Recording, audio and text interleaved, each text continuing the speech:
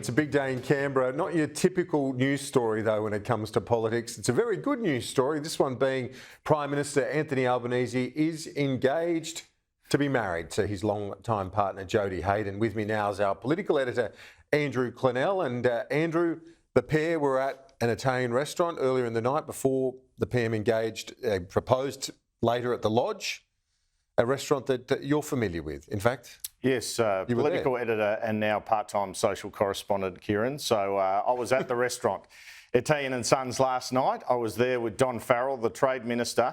We're in the front, the Prime Minister and Jodie were in the back, which I was kind of glad of, because otherwise it would have been a bit awkward. He did sort of see me briefly and then moved in the other direction, which I was kind of happy with. I didn't want to interrupt his Valentine's Day date. So picture this, at the back of the restaurant, Don Farrell and I, the entire rest of the restaurant is couples. And at the back is the Prime Minister and Jodie, and also another couple of couples, but they had sort of a reasonably private area. They had Pasquale Trimboli, who owns the restaurant, put on his own menu for them, handmade pasta, mostly seafood. They had some limoncello before they went to the Lodge, where obviously the proposal happened. The security detail was there as well. I saw one of them. So, we often have a go at these guys. You think about how hard their lives are. But one thing that did occur to me, Kieran, was I thought, well, he's got a chef at the Lodge. What's he doing? I mean, it's kind of sweet that he's taking his girlfriend out for dinner at this great restaurant that you and I both love and that you introduced me to about 4 years ago, and I've been a number of times since. In fact, we've dined with some of his political opponents there, one of whom accused me of hoovering him up some tiramisu, which was accurate because it is lovely tiramisu there. But I thought, well, that's nice, but it's unusual for the PM to go out. Now we know why, because he was about to pop the question. The other thing I will say about the evening, I got some mail during the evening that a couple of other ministers had booked the restaurant and then had unbooked from the restaurant. So they clearly got the memo the PM was heading there. I don't think they would have got the memo about the engagement.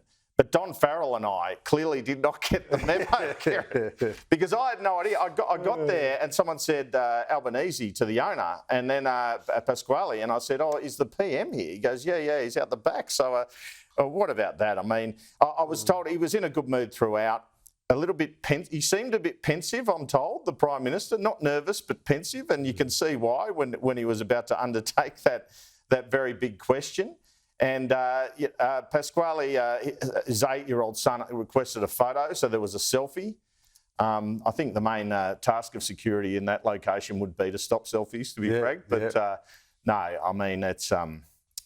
And it's some good handmade pasta. It's an amazing story, isn't it? It's some good handmade pasta. So if you're going to take your partner out, it's a good place to go. I think it's a very good choice, Italian and Sons, I have to say. I'm glad you introduced me to the joint. Yeah. Many politicians dine there, I will tell you. It's one of the favourites of Tanya Plibersek, who's often seen as a leadership rival of Anthony Albanese. Well, if you ever wrap up as a political correspondent, I think your social and restaurant reviews are very good too, mate. You've got a future. Anyway, yeah. But what a big day. It's a big day for the Prime Minister I'm not stalking him. It's a big day for him. It is a big day, and it's only kind of unusual on a sitting day. I think mercifully for all of us, the opposition's taking on one of his ministers in question time at the moment, so we could reduce the awkwardness of... I reckon Peter Dutton will probably get up and congratulate him at the start. That's what you do in these sort of circumstances. It is, and our very warm congratulations as well. Indeed, absolutely. Prime Minister and Jodie Haydon, and all the very best for the future. It is an exciting day, very romantic choice as well on Valentine's Day, so a romantic at heart, Anthony Albanese. Now, before you go, I want to ask you about the story you broke yesterday, which I think we should repeat, because there's been a lot made about the broken promise on the tax cuts. There will be no further major change on tax before the election. If they are going to do it, they'll take it to the election. Senior government source has confirmed to me that is the case. So if there are to be any tax changes, they will be seeking a mandate for that. This is it in terms of tax changes otherwise. And that makes a lot of sense. I mean, they've done the gamble here. It seems to have worked poll-wise. They haven't gone up in the polls, but they have stabilised things and they're ahead. And I do think too, from the conversations I've had, it is very unlikely negative gearing would be on the table. We've shown the polling in relation to that, Kieran. People don't want changes to that. if there was an area that they are looking at, I reckon down the track for that election, I reckon it will be the taxing of trusts.